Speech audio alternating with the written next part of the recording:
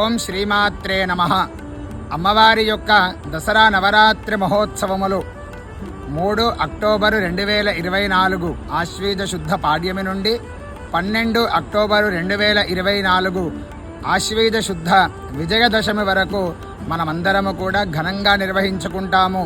ఈ ఉత్సవాలలో ప్రకృతిలో నిండిన అమ్మ స్వరూపాన్ని బాల, గాయత్రి, అన్నపూర్ణ, లలిత, లక్ష్మి, రాజరాజేశ్వరులుగా ఆయా అలంకారాలని మనము నిర్వహించుకుంటాము. దసరా నవరాత్రి ఉత్సవాల్లో అమ్మవారు మొదటి రోజు బాలగా దర్శనమిస్తుంది.